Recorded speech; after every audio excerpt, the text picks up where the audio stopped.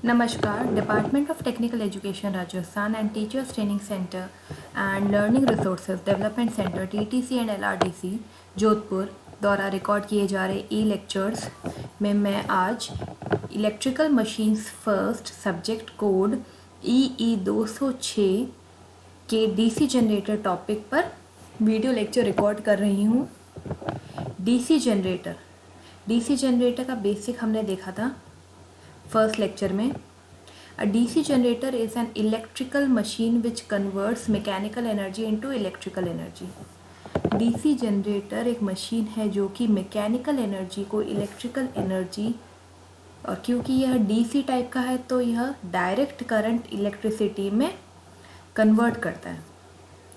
This energy conversion is based on the principle of production of dynamically induced EMF.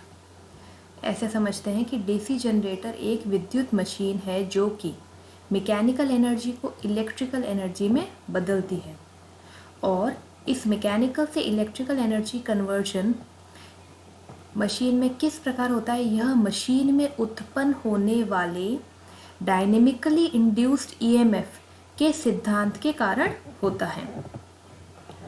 अब यह dynamically induced EMF से mechanical से electrical, इसमें मतलब DC generator में इलेक्ट्रिसिटी कैसे उत्पन्न होती है, इसका जो वर्किंग प्रिंसिपल है वह डिस्कस करते हैं।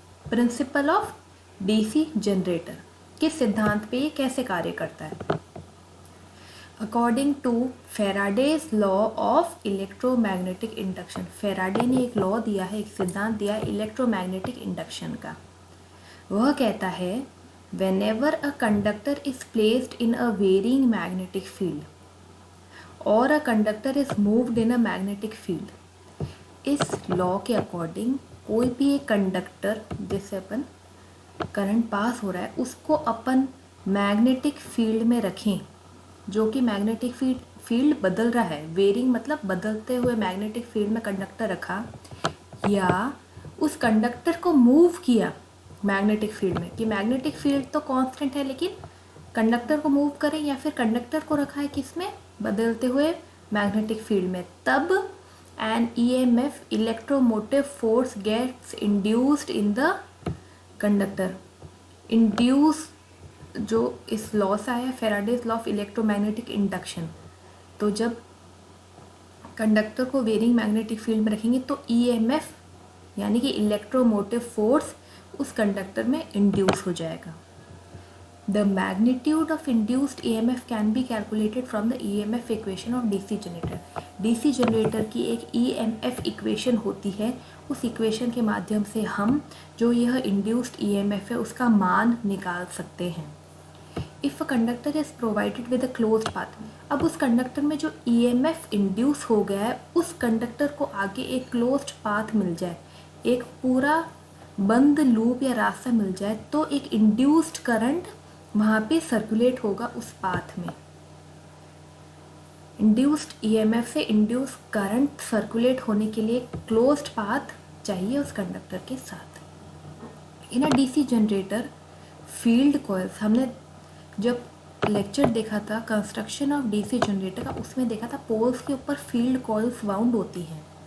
वह फील्ड कॉइल्स क्या प्रोड्यूस करती, इलेक्ट्रोमैग्नेटिक फील्ड, और आर्मेचर जो थे जिसके स्लॉट्स में आर्मेचर कंडक्टर्स थे वह रोटेट होते हैं, they are rotated into the field. यानी कि हमारे डीसी जनरेटर में जो पोल्स के ऊपर फील्ड कॉइल्स थी वो प्रोड्यूस करती है इलेक्ट्रोमैग्नेटिक फील्ड, और जो आर्मेचर कंडक्टर्स हैं वह घूमते रहते हैं। सो इस लॉ में यही होता है कि अगर कंडक्टर मूव किया मैग्नेटिक फील्ड में तब क्या होगा, एक इलेक्ट्रोमोटिव फोर्स इंड्यूस हो जाएगा कंडक्टर में। तो हमारे भी डीसी जनरेटर की जो आर्मेचर कंडक्टर्स है उसके अंदर 10 an electromagnetically induced EMF is generated in the armature conductors, उनमें भी एक इलेक्ट्रोमैग्नेटिकली इंड्यूस्ड ईएमएफ जनरेट हो जाएगा। किनमें, हमारे आर्मेचर कंडक्टर्स में।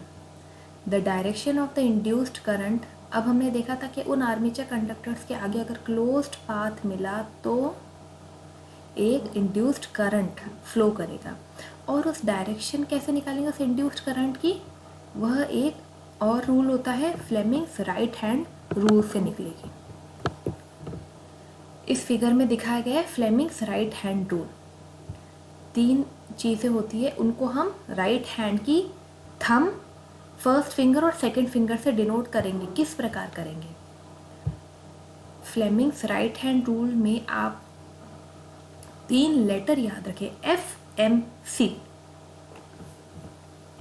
F डिनोट करता है फील्ड को, M मोशन और C इंड्यूस्ड करंट। फील्ड तो अपने किन से आएगा? फील्ड कॉइल से मैग्नेटिक फील्ड आएगा। मोशन किसका होगा? आर्मेचर का। और इन दोनों के रिजल्ट से क्या प्रोड्यूस होगा? आर्मेचर कंडक्टर्स में इंड्यूस्ड करंट। तो FMC। और इन तीनों के बीच में फिंगर से अपन डिनोट करके देखते हैं, थंब, फर्स्ट फिंगर और मिडिल फिंगर। इनको अपन जैसा फिगर में दिखाया गया है बिल्कुल वैसे ही रखें 90 डिग्री पर तीनों को। कि फर्स्ट फिंगर क्या डिनोट करती है? फर्स्ट फिंगर का अपन F उठाएंगे और F क्या हो गया? फील्ड। यानी अगर ये मैग्नेटिक फील्ड का डायरेक्शन, और ये क्या? Middle finger. सेकेंड फिंगर में अपन पकड़ेंगे लेटर C मतलब करंट। यह करंट का डायरेक्शन देगी। और थंब में M लीजिए। 3 चीज़ें याद रखिए, FMC, field, motion, induced current. अब लीजिए thumb, first finger, second finger. Thumb में M आता है तो यह डिनोट करेगा मोशन को, किनके? आर्मेचर कंडक्टर्स के। सेकेंड है ये वाली उंगली, फर्स्ट फिंगर में F पकड़िए, F है फील्ड। और जो सेकेंड फिंगर में एक C आ रहा है तो यह डिनोट करता है इंड्यूस्ड करंट का डायरेक्शन। यह है फ्लेमिंग्स राइट हैंड रूल। अब हम इसे फिगर से समझते हैं। According to Fleming's right hand rule, the direction of induced current changes whenever the direction of motion of conductor changes. जो आर्मेचर कंडक्टर्स मूविंग है उनमें फिर इंड्यूस्ड करंट प्रोड्यूस होगा। अब फ्लेमिंग्स राइट हैंड रूल कहता है कि अगर direction of induced current change हो रहा है, किसके साथ चेंज होगा वो? जब भी जो कंडक्टर्स के मोशन का डायरेक्शन चेंज होगा। यानी कि इसमें M मोशन का डायरेक्शन अगर चेंज हो गया, या ऊपर नहीं हो गया, अगर नीचे की तरफ हो गया, तो ये जो C है इंड्यूस करंट का डायरेक्शन भी चेंज होगा। Let's consider N armature rotating clockwise and a conductor at a left is moving upward. यह देखिए N और S पोल्स हैं, इनके बीच में यह आर्मेचर कंडक्टर्स है और यह आर्मेचर कहाँ रोटेट कर रहा है? क्लॉकवाइज। घड़ी के सीधे के डायरेक्शन में एरो दिखा रहा है, क्लॉकवाइज मूव कर रहा है। और A और B का जो एरो ऊपर की तरफ जा रहा है, तो ये कह रहा है आर्मेचर एक तो क्लॉकवाइज रोटेट कर रहा है, जो लेफ्ट साइड का कंडक्टर है वह ऊपर की तरफ मूव कर रहा है। इस फिगर में मैं समझा देती हूँ। A और B एक कंडक्टर है, C और D एक आर्मेचर कंडक्टर है। इन दोनों R2 और R1 से जुड़े हैं। यह कम्यूटेटर के 2 पार्ट्स हैं। और B2 और B1 क्या है? कम्यूटेटर के ऊपर ब्रशेस हैं। और यहाँ बाहर एक सर्किट दिया हुआ है कि आर्मेचर कंडक्टर्स को यह आगे सर्किट का पूरा लूप क्लोज्ड पाथ मिला, तब यहाँ पे एक इंड्यूस करंट फ्लो करेगा। और अगर बल्ब ग्लो करेगा तो उससे पता चल जाएगा। अभी हम पहले देखते हैं, क्लॉकवाइज घूम रहा है और यह जो लेफ्ट का कंडक्टर है ऊपर की तरफ मूव कर रहा है। When the armature completes a half rotation, जब आर्मेचर घूमा और उसने आधा रोटेशन कर लिया है, तो the direction of motion of that particular conductor will be reversed। जो A भी हमने लेफ्ट में देखा था, ऊपर की तरफ मूव करा था, वो आधा रोटेशन जब किया तो उसका डायरेक्शन रिवर्स हो गया और वो नीचे की तरफ आ जाएगा। Hence the direction of current in every armature conductor will be alternating। यानी कि इसमें जो AB है, आधे रोटेशन के बाद में क्या होगा? AB CD की तरफ आ जाएगा। यहाँ ऊपर की तरफ जा रहा था इसका, यहाँ नीचे की तरफ आ जाएगा। और यहाँ CD जिसमें नीचे की तरफ डायरेक्शन जा रहा था, यह लेफ़्ट साइड पे आ गया और अब इसका डायरेक्शन अपवर्ड हो गया। यानी कि हर आधे रोटेशन के बाद में आर्मेचर कंडक्टर्स में जो डायरेक्शन है करंट की वह चेंज होगी, ऑल्टरनेटिंग होगी। If we look at the figure, we will know how the direction of induced current is alternating in an armature conductor। इसी के साथ जो डायरेक्शन ऑफ करंट है AB में यहाँ ऊपर जा रही है, यहाँ नीचे आ रही है। इधर CD में जब नीचे जा रही थी तो यहाँ आने पर ऊपर आ रही, तो डायरेक्शन करंट का डायरेक्शन भी चेंज हो रहा है। But with the use of split ring commutator, commutator का टाइप होता है एक स्प्लिट रिंग कम्यूटेटर हम यूज़ करते हैं। connections of the armature conductors also gets reversed when the current reversal occur।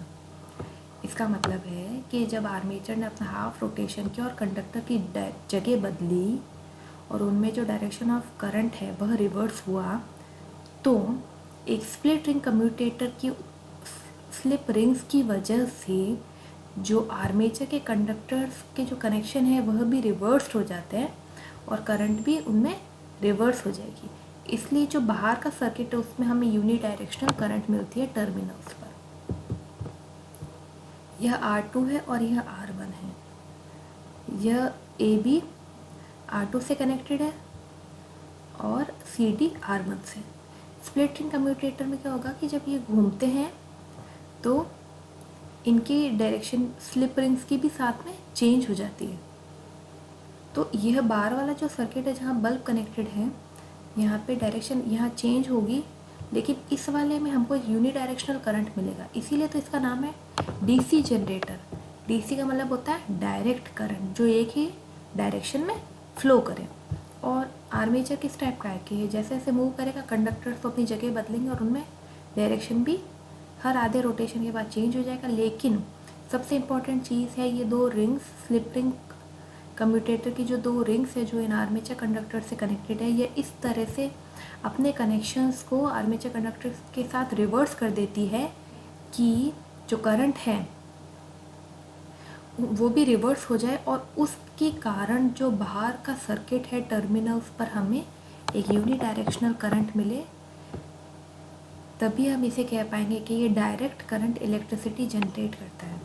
यह है working principle of a DC generator. Thank you students.